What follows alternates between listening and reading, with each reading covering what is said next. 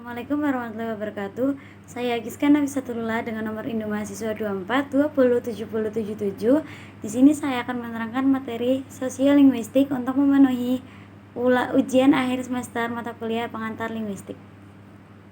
Sosiolinguistik adalah kajian yang menyusun teori-teori tentang hubungan masyarakat dan bahasa.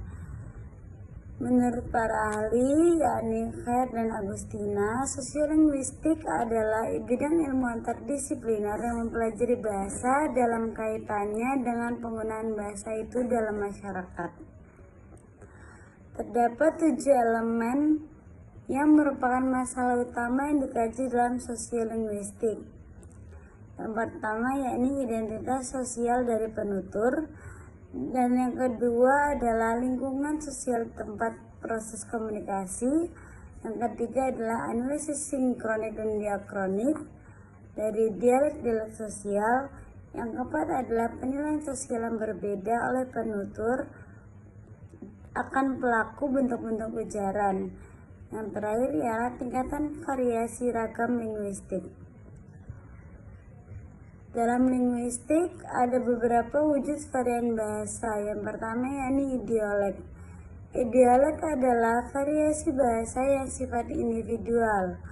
Maka maksudnya sifatnya khas tuturan seseorang berbeda dengan tuturan orang lain.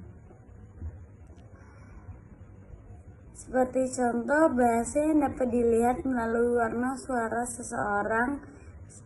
Influencer sosial media berbeda dengan influencer lainnya. Dan yang kedua ialah dialek. Dialek merupakan variasi bahasa dari suatu masyarakat tertentu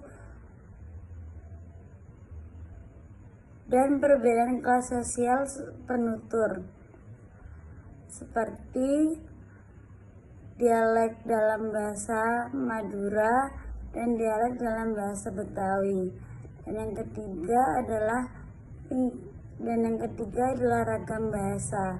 Ragam bahasa adalah variasi bahasa yang disebabkan oleh adanya perbedaan dari sudut penutur, tempat, turunan, dan situasi.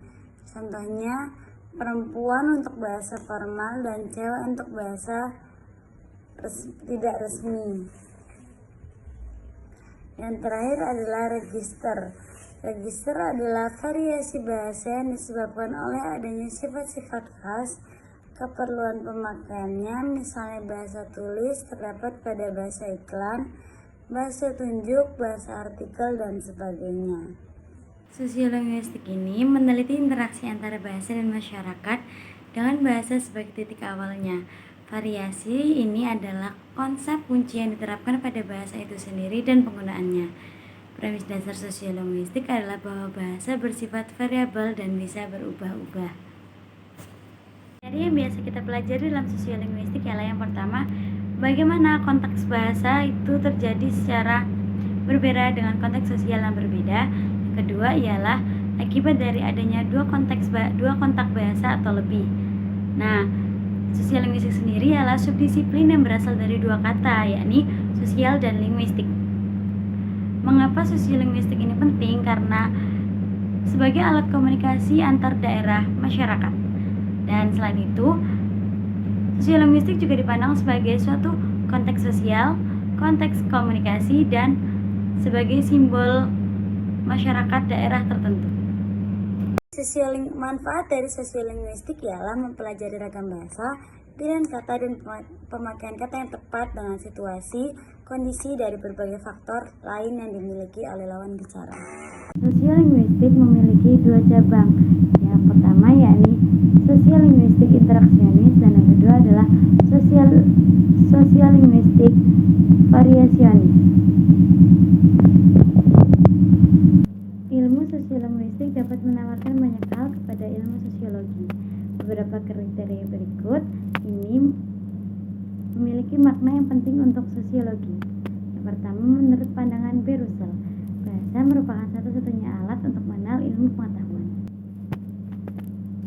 Dan yang kedua, penilaian yang terlalu tinggi tidak dapat diberikan kepada interpretasi data-data bahasa untuk formulasi dan perkembangan teori sosiolinguistik.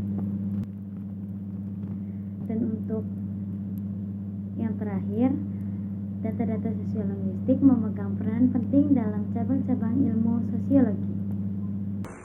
Sekian dari saya, mohon maaf apabila ada kekurangan dari penuturan tadi. Assalamualaikum warahmatullahi wabarakatuh.